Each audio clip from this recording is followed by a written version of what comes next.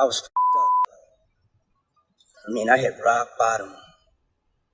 But I make no excuses. My behavior on that video is inexcusable. I take full responsibility for my actions in that video. I'm disgusted. This right here is Shawn Diddy Combs, the rapper, producer, mogul before he was arrested for one of the biggest criminal cases in Hollywood. It all started in March 2024 when federal agents raided 2 of his properties. They seized guns, ammo, drugs, and more than 1,000 bottles of baby oil and lubricant at his homes. The baby oil was later tested to be positive with GHB, commonly known as the date. The scene was intense. His 2 sons were even handcuffed outside one of the properties. They weren't arrested, but just seeing them detained as federal agents swarmed Diddy's mansion was shocking. Then came May, and things got even uglier. A video from 2016 showing Combs violently attacking his ex-girlfriend, Cassandra Ventura, in a hotel hallway was released. In the footage, he's running down a hallway in a towel, kicking, punching, and dragging her while throwing objects. The public was horrified. Just 2 days later, Diddy posted an apology on Instagram. In his own words, "I hit rock bottom. My behavior in that video is inexcusable. I take full responsibility." Disgusted, that's how he said he felt about himself. But September was when everything truly changed. That's when Diddy was officially arrested while casually walking in New York Park Hyatt Hotel. He was hit with 3 federal charges: racketeering conspiracy, sex trafficking by force, fraud or coercion, and transporting individuals for prostitution. The indictment painted a disturbing picture. According to the charges, Diddy ran a criminal enterprise where he abused, threatened, and coerced women to satisfy his desires, protect his reputation, and hide his crimes. He allegedly used the power and resources of his vast business empire to intimidate and manipulate victims. The indictment described heinous acts like forced labor, kidnapping, arson, bribery, and obstruction of justice. One of the most chilling allegations revolves around something called freak-offs. These were elaborate, multi-day sex parties involving women and commercial sex workers.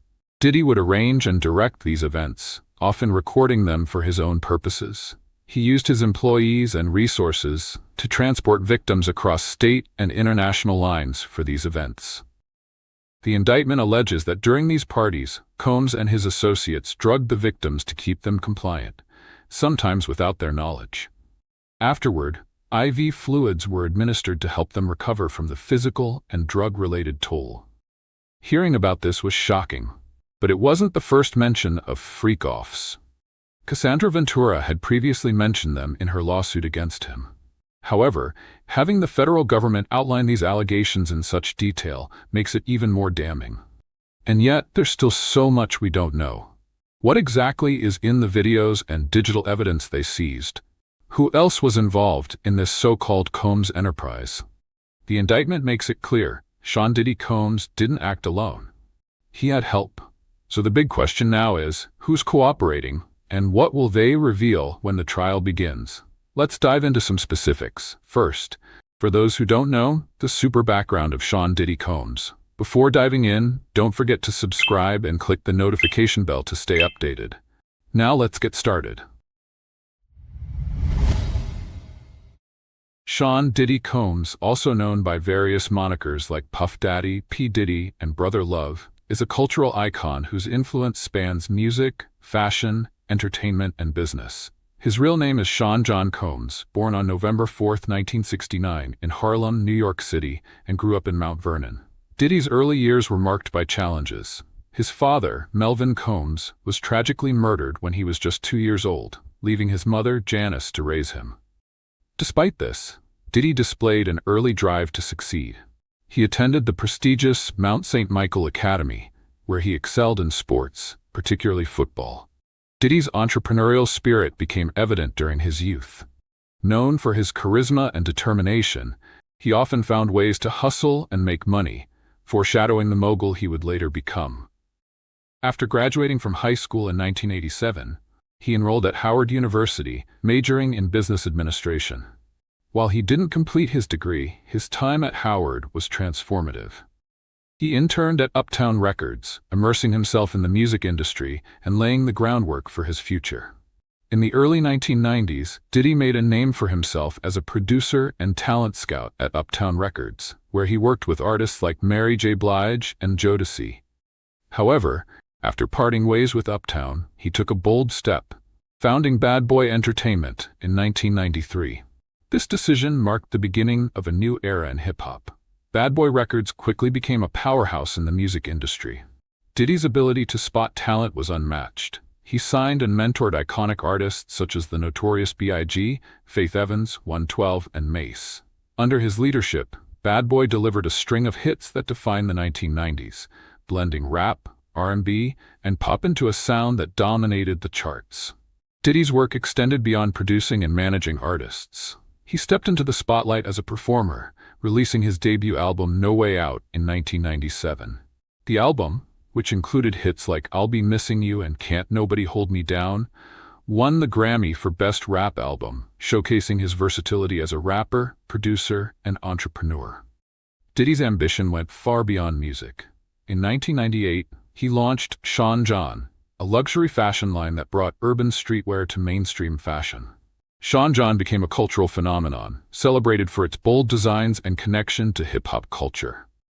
The brand earned critical acclaim, even winning the prestigious CFDA Menswear Designer of the Year award in 2004. Diddy also left his mark on television and film. He produced and starred in reality shows like Making the Band and I Want to Work for Diddy, showcasing his knack for entertainment and talent development. Additionally, he appeared in films such as Get Him to the Greek and A Raisin in the Sun, where he earned praise for his acting chops. His entrepreneurial portfolio expanded into beverages with ventures like Ciroc Vodka, where he became the face and partner of the brand, transforming it into a billion-dollar enterprise.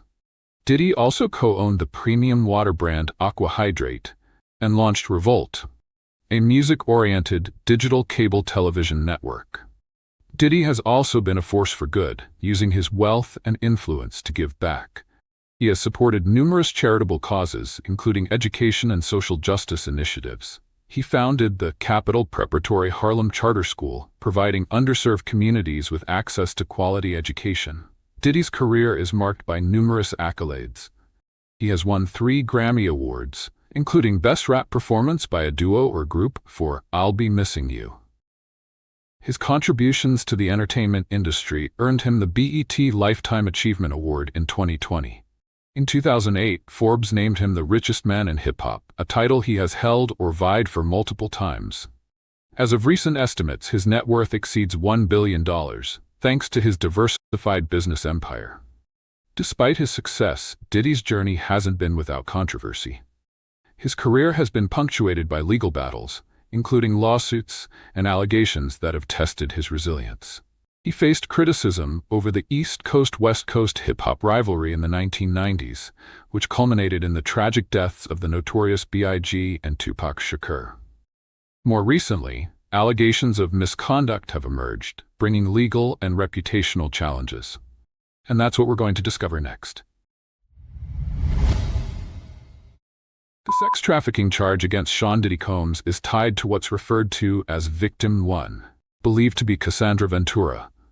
Here's what that involves: enticing, recruiting, harboring, or transporting someone across state or international lines, using force, fraud, or coercion to make them engage in commercial sex acts. Commercial means something of value was exchanged: money, promises, opportunities. The prostitution charge is simpler. It's about transporting someone over state or international lines with the intent for them to engage in prostitution. So what's at stake for Diddy? A lot. Racketeering conspiracy. This alone could land him in prison for life if convicted. Sex trafficking. There's a mandatory minimum sentence of 15 years. Prostitution charge. Up to 10 years in prison. Right now, his trial is set for May 2025. His defense strategy? They're claiming everything was consensual. No threats, no force, no coercion.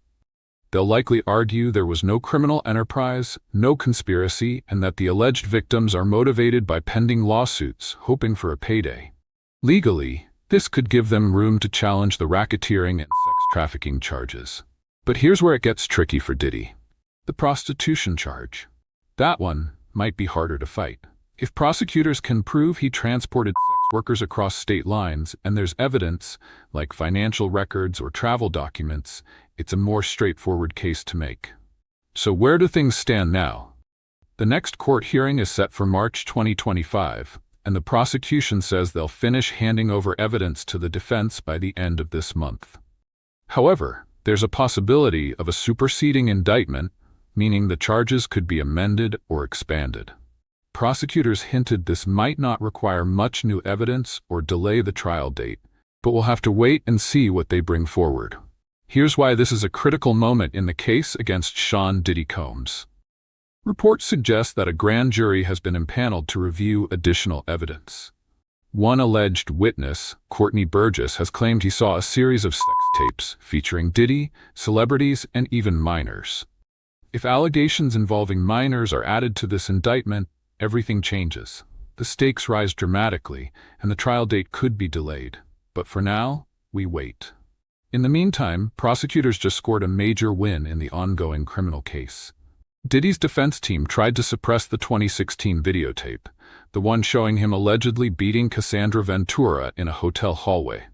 Their argument? That the video was leaked to the press, possibly by the government, and therefore shouldn't be allowed as evidence. The government denied having possession of the video before the press released it. And let's face it, the defense had good reason to want this tape out of the trial. It's a damning piece of evidence. Not only does it seemingly show Diddy's violence toward Ventura, but prosecutors allege that the context of the video ties directly to sex trafficking.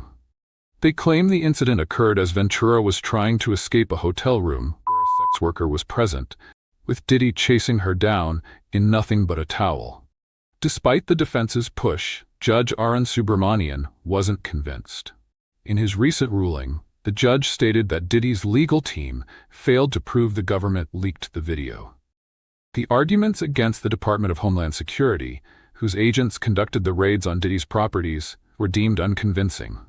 With this ruling, it seems highly likely that the tape will make its way into the trial. That said, the judge did issue a stern warning to both sides. He reminded the prosecution, defense, investigators, and law enforcement that they are prohibited from leaking grand jury materials or other non-public information that could compromise Diddy's right to a fair trial. The judge was clear. If evidence comes to light that prohibited information was leaked, there will be consequences. For now, the focus remains on what additional evidence might come forward, and whether this video will ultimately play a pivotal role in the trial. And here comes a man named Jonathan Oddie, whose actions were pretty odd. In 2018, Jonathan Oddie went on a rampage at the Trump National Doral Miami Hotel. According to the state attorney's office, he fired shots in the lobby, aimed at a chandelier, and draped an American flag over the front desk. A shootout with police ensued, during which Oddie was shot in the leg and arrested. Oddie faced charges of attempted murder, armed burglary, and grand theft. Once released from the hospital, he gave an interview to police, and this is where things took a strange turn. During his 2018 interrogation, Oddie repeatedly requested to speak with the FBI, CIA, and Secret Service. While rambling about various conspiracy theories, he unexpectedly mentioned Shawn Diddy Combs. Do you know Shawn Combs? Puff Daddy? Yeah. P. Diddy, whatever you call himself these days. Yeah, go ahead. Yeah, he's part of what's called the Boule. The Boule is a branch of the Illuminati. Okay. And it's the black people. Okay? The Boule is a real organization. It refers to the senior leadership of Sigma Pi Phi, the oldest postgraduate fraternity founded by and for black men. While it began as a secret society, it is no longer secret today. There have been rumors suggesting that Diddy might be a member, but these are not true. I had sex with Cassie and Shawn. Basically, he would masturbate and tell me what to do with Cassie. I had like 15 encounters, and I heard lots of business. Because what they would do is Shawn talks a lot on the phone and on the TV with speakers and stuff, and I was like a slave, okay? For them, that's what I was. That's all. All right? Oddie claimed to have participated in sexual encounters orchestrated by Shawn Combs and his ex-girlfriend Cassandra Ventura, or Cassie, in the interrogation. Oddie described these encounters as exploitative, likening himself to a sex slave. Adi even made bold claims about a supposed cabal of wealthy elites controlling the government, including allegations about the hip-hop industry's involvement. He referred to a hip-hop agenda that he claimed was responsible for moving drugs across the United States. According to Adi, these operations used private jets to transport drugs, avoiding screening by customs or any authorities. What makes Adi's statement so chilling is their timing. He described these sessions 5 years before Cassandra Ventura's lawsuit and the federal indictment, long before the public knew anything about freak-offs. However, Adi will not be likely to take the stand as a witness. Instead, investigators may use his claims to corroborate evidence or track down other cooperators. Let's shift gears to the civil cases piling up against Shawn "Diddy" Combs. While we don't yet know if the dozens of accusers suing him will testify in his criminal trial, the lawsuits are staggering, and they just keep coming. Recently, 3 men filed lawsuits anonymously, accusing Diddy of horrifying assaults. John Doe 1 claims that in 2020, at a party in the Hamptons, he blacked out after drinking and woke up to Diddy and his associates taking turns sexually assaulting him. John Doe 2 says he met Diddy at a New York nightclub in 2019 and was invited to an after-party at the Park Hyatt Hotel, the same hotel where Diddy was arrested in September. Once there, John Doe 2 alleges he was drugged and woke up to Diddy assaulting him, while other people were recording the incident. He tried to resist, but was powerless. John Doe 3 alleges he worked for Diddy for years and was raped by him at the Intercontinental Hotel in 2020. Afterward, Diddy allegedly told him that reporting the assault would make him look like an idiot, and warned him he could never prove it because, in Diddy's words, "I'm Diddy." But the disturbing accusations don't stop there. Another lawsuit involves a woman who claims she was 13 years old when she was sexually assaulted by both Diddy and Jay-Z at a VMA's afterparty in 2000. This case has its own storm of controversy, particularly between the woman's attorney, Tony Busby, and Jay-Z's legal team. A recent ruling by Judge Annalisa Torres allowed the woman, referred to as Jane Doe, to proceed anonymously, despite Jay-Z's lawyers pushing for her identity to be revealed. However, that could change as the case progresses. And then there's LaTroya Grayson, who has come forward publicly. Grayson alleges that in 2006, when she was 23, she attended a Diddy party in New York City for winning a radio contest. After just 2 drinks, she says she blacked out and woke up in a hospital. Once home in Oklahoma, she received a chilling phone call from an anonymous woman with a New York number. The caller warned her that pursuing legal action would be futile because of Diddy's celebrity status. Grayson's complaint details how she experienced intense pain afterward, with no memory of what happened, and feared seeking medical treatment or reporting the assault due to the threat and her confusion about the events. She claims this experience left her traumatized and afraid, silenced by the power and influence Diddy wielded. Another lawsuit has just been filed against Shawn "Diddy" Combs, this time by a man named Philip Pines. Pines, who worked as Diddy's executive assistant from 2019 to 2021, claims he was tasked with organizing elaborate events called Wild King Nights. According to the lawsuit, these parties involved everything from red lights, ice buckets, alcohol, marijuana joints, honey packs for male libido, baby oil, Astroglide towels, illegal drugs, and power banger sex machines, eerily similar to the freak-offs described in the criminal indictment. But it didn't stop there. Pines alleges he was responsible for cleaning up everything after these parties, every freaking thing. That included wiping content from Diddy's phones and laptops, paying people off, and ensuring their silence. These are serious allegations that echo elements of the federal case against Diddy. In response to this lawsuit, Diddy's legal team issued a statement to people. No matter how many lawsuits are filed, it won't change the fact that Mr. Combs has never sexually assaulted or sex trafficked anyone, man or woman, adult or minor. We live in a world where anyone can file a lawsuit for any reason. Fortunately, a fair and impartial judicial process exists to find the truth, and Mr. Combs is confident he will prevail in court. And they're right. Diddy is innocent until proven guilty. He hasn't been found liable in any of these lawsuits, and we have to remember he has the right to defend himself in court. However, the timeline and details in Pine's lawsuit, spanning 2019 to 2021, align closely with the allegations in the criminal indictment. It raises the question, could Pines be one of the government's corroborating witnesses? If he facilitated these wild parties, could he provide critical testimony about the alleged racketeering activities? Time will tell. Meanwhile, what's life like for Diddy in custody? Reports have emerged about his conditions in the Metropolitan Detention Center, MDC, in Brooklyn, including disputes over items in his possession that were allegedly photographed improperly. In a court hearing recently, Diddy appeared in his standard-issue MDC khaki jumpsuit. He looked noticeably thinner, unsurprising given his months in detention, far from the lavish lifestyle he once led. His appearance was grayer and visibly worn, a stark contrast to the carefree image captured in a video of him playing hacky sack in Central Park just before his arrest. It's clear that the toll of detention is beginning to show on Diddy, but the focus remains on his legal battles. Whether the latest civil suits or his criminal trial, the stakes couldn't be higher for him. It's fascinating to hear about Shawn Diddy Combs' demeanor in court despite the dire circumstances he's facing. According to a recent report, during his latest hearing, Diddy greeted the courtroom with an upbeat tone, saying, "Happy holidays, y'all," and politely asking the judge, "Good afternoon, how are you doing today?" It's surprising given what's at stake, potentially life in prison, never walking free again.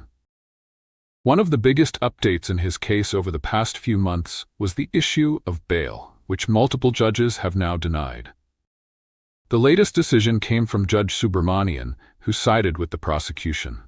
In his written order, the judge stated that the government had proven by clear and convincing evidence that no conditions could ensure the safety of the community if Diddy were released. Here's why Judge Subramanian refused bail. 1. Evidence of danger. The judge pointed to the 2016 videotape of Diddy allegedly assaulting Cassandra Ventura, calling it clear evidence of his violence and dangerousness. This was a key factor in the bail decision. Number 2. Risk of witness tampering. The prosecution argued and the judge agreed that Diddy posed a serious risk of tampering with witnesses. This included allegations of improper contact with a grand jury witness and attempts to cover it up. 3. Violation of jail rules. While in the Metropolitan Detention Center, MDC, Diddy reportedly broke regulations by making three-way phone calls and using other inmates' phone codes to contact people not on his approved list. The judge emphasized this showed blatant disregard for rules, even as he sought bail. Number 4. Misrepresentation by defense. The judge expressed concern over perceived inconsistencies from Diddy's lawyers regarding whether his jail legal pads were labeled as legal.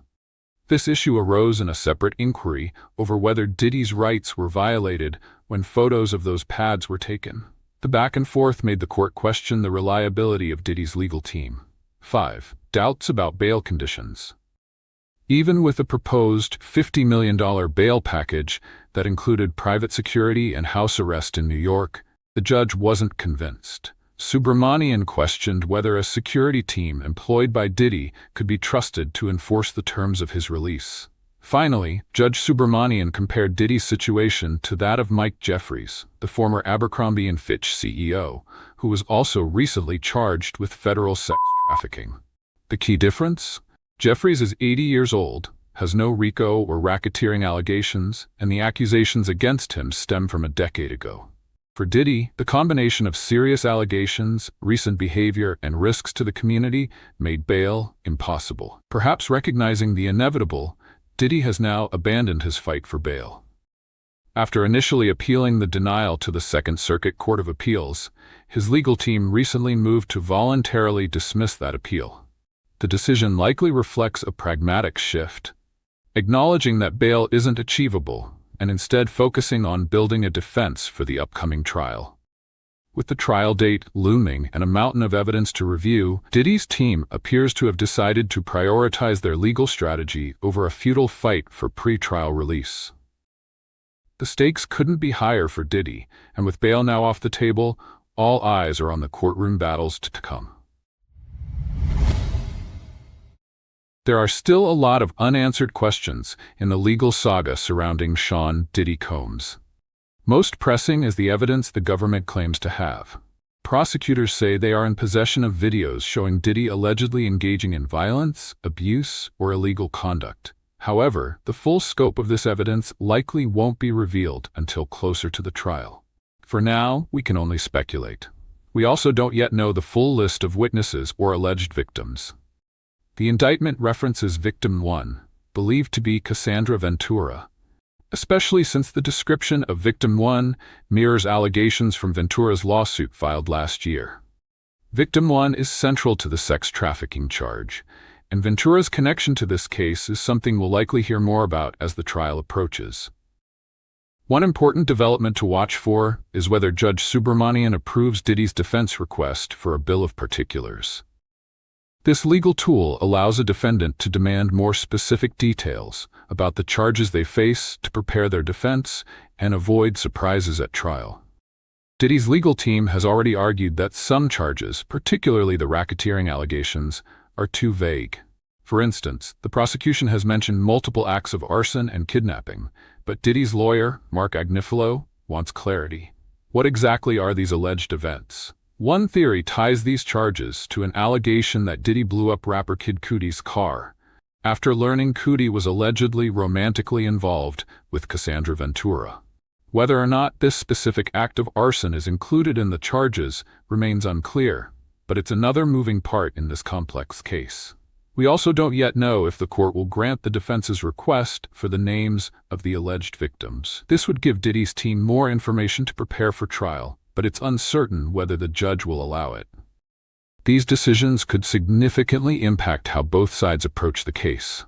Finally, the trial is currently set for May 2025, though it's unclear if that date will hold, given the sheer volume of evidence and legal wrangling involved. Between now and then, we'll likely see more filings, motions, and revelations about the evidence and witnesses. This office is determined to investigate and prosecute anyone who engages in sex trafficking, no matter how powerful or wealthy or famous you may be.